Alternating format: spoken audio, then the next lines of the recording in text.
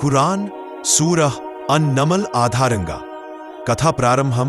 హజ్రత్ సులైమాన్ అలైహిస్సలాం దగ్గర మనుషులు, జిన్లు, పక్షులు, అతి పెద్ద సైన్యం ఉండేది. ప్రతి ఒక్కరి హాజరు ఆయనకు తెలుసు. ఒకరోజు ఆయన సైన్యాన్ని చూసుకుంటూ ఉండగా హుద్హుద్ పక్షి కనిపించలేదు.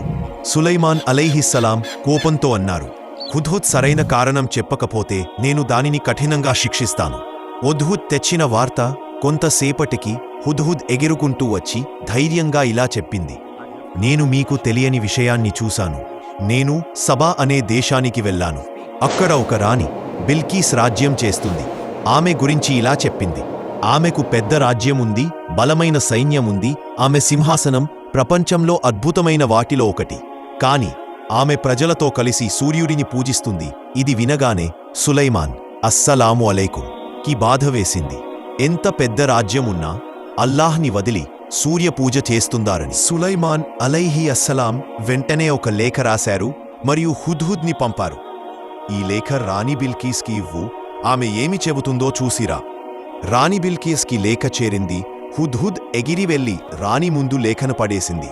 రాణి చదివి మంత్రులకు చెప్పింది, ఇదొక లేఖ సులైమాన్ వారి నుంచి వచ్చింది. ఇందులో ఉండి అల్లాహ్ పేరుతో నామీద తిరుగుబాటు చేయకుండా ముస్లింలుగా నాతో కూడిరండి.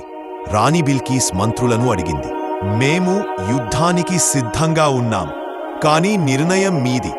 బిల్కీస్ తెలివైన రాణి. ఆమె చెప్పింది, ముందు నేను ఆయనను బహుమతులతో పరీక్షిస్తాను. ఆయన దానితో మెప్పుపడతారో చూడాలి. బహుమతులు సులైమాన్ అలైహి అస్సలాం దగ్గరికి వచ్చాయి. అయితే ఆయన ఇలా అన్నారు, మీ బంగారం వెండి నన్ను కొనగలదు అనుకుంటున్నారా? అల్లాహ్ నాకు ఇచ్చింది మీ ధనని కంటే గొప్పది. తర్వాత దూతతో చెప్పారు, మీ దేశానికి తిరిగి వెళ్ళండి. మీరు ఎదురు తిరిగితే మిమ్మల్ని ఓడించడానికి మేము ఒక మహాసైన్యం తీసుకుని వస్తాం. రాణి బిల్కీస్ విషయం గ్రహించింది. సులైమాన్ అలైహి అస్సలాం నిజమైన నబీ అని. ఆమె సులైమాన్ను కలవడానికి బయలుదేరింది. అంతలో సులైమాన్ అలైహి అస్సలాం అన సైన్యంతో చెప్పారు, రాణి బిల్కీస్ వచ్చే వరకు ఆమె సింహాసనాన్ని ఎవరు తీసుకొస్తారు? మీరు కూర్చున్న చోట్నుంచి లేవడానికి ముందే తీసుకొస్తాను. అల్లాహ్ గ్రంథానికి ప్రత్యేక జ్ఞానమున్న వ్యక్తి చెప్పారు, నేను ఒక్క కనురెప్ప వేసేంతలో తీసుకొస్తాను. అలా నిజంగానే సింహాసనం క్షణాల్లో సులైమాన్ అలైహి అస్సలాం ముందు ప్రత్యక్షమయ్యింది. రాణివారి దగ్గరకు చేరినప్పుడు సులైమాన్ అలైహి అస్సలాం ఆమెను ఒక అద్భుతమైన ప్రదేశానికి తీసుకుని వచ్చారు.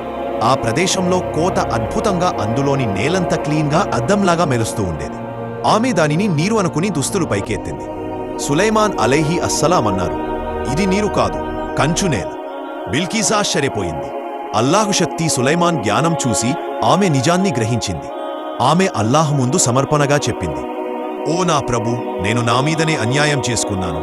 ఇప్పుడు నేను సులైమాన్తో కలిసి ప్రపంచాల ప్రభువు అల్లాహ్పై విశ్వాసం ఉంచుతున్నాను.